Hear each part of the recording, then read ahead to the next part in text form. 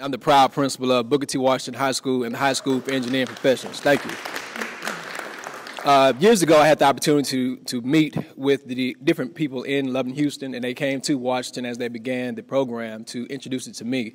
One thing that I do is I take a stand on understanding what I do and who I do it for. Every year, at the beginning of the year in August, and at the beginning of the year in January, I host a prayer breakfast for my school and for my students and my community, because the work that we do is a labor of love, for one, and the work that we do, you have to love this and understand why you do it in order to be effective in your practices.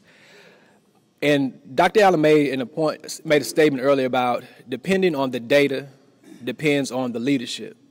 And it's a very difficult job to stand in the seat, to be a building principal, to understand that you're fighting against challenges that you did not make on your own, but you inherited, because those are the students that you serve and the community in which you serve.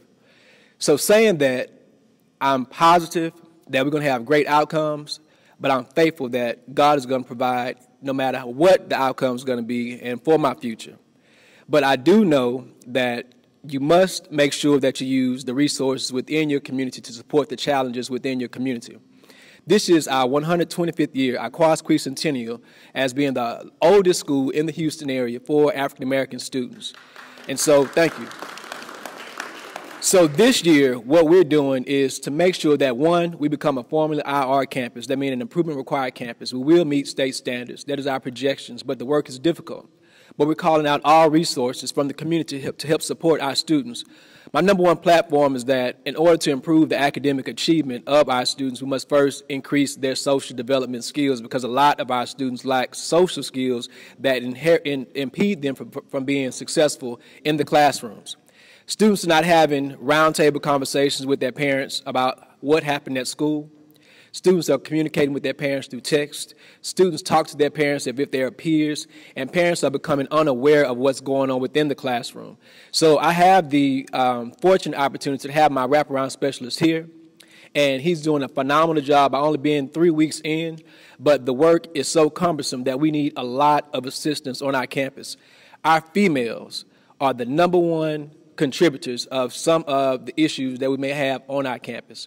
We have great academic progress, but our social skills are things that are going to continue to be a resounding impact on communities in a negative way if we do not address those issues. So one thing that I'm continuously looking for is for people to support us academically, to help our students understand the benefit and the need of having a strong educational foundation, but I also need resources to help support the engagement and the social interactions that our young ladies must develop in order to be key components of a growing society. We have a daycare on our campus, which means that we are producing students at an earlier age by students who are not educated. We have young men who are helping to produce these students, but they are breaking down the family structure because they do not understand the key elements of the process of creating or reproducing, but they're neglecting the responsibility to be a man of the household and in the community.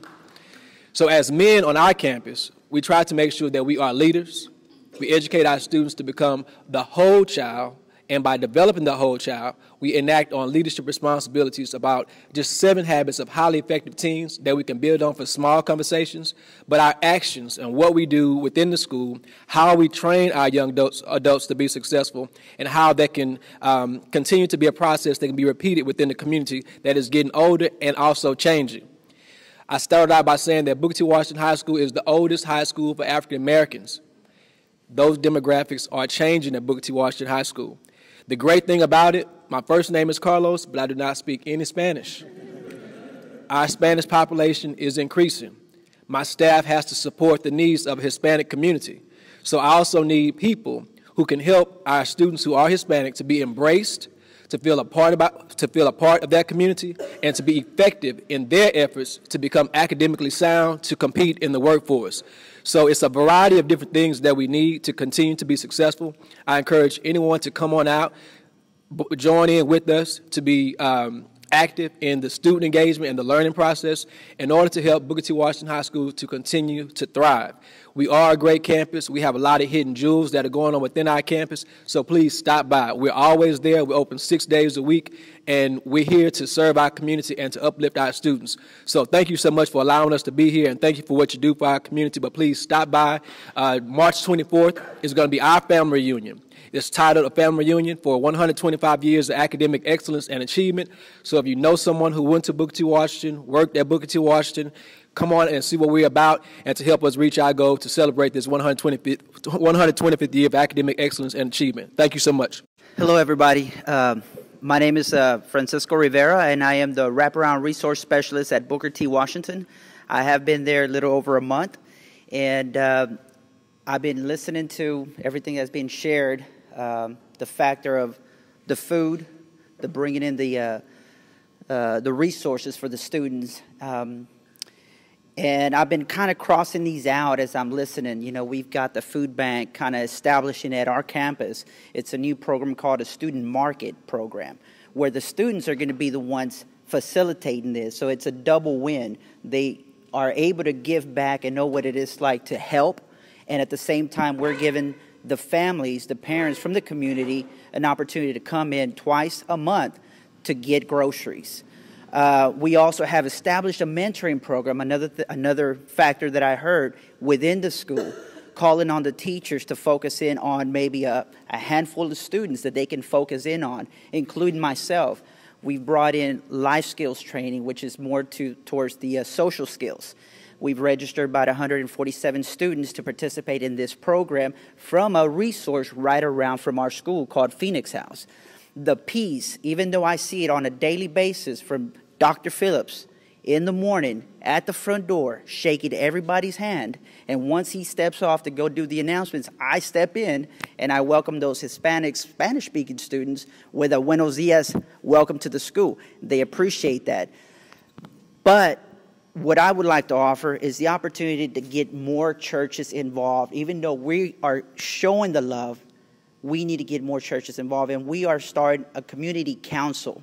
Every campus is going to start that. I'm in the process of trying to set that up and invite members from the community, including churches. So I just want to kind of make note that Washington is looking for members to participate in a quality community council to meet maybe once a month. And I would like to just reach out to the schools, to the churches, I mean. I drove around the campus, and I've noticed there's a lot of churches there. And my issue is, how do I get to the churches? Do I go door by door by door to invite these pastors to come and attend? So Love in Houston is going to be a great opportunity, and I am definitely going to reach out, and hopefully we can make that bridge that you talked about. Thank y'all so much.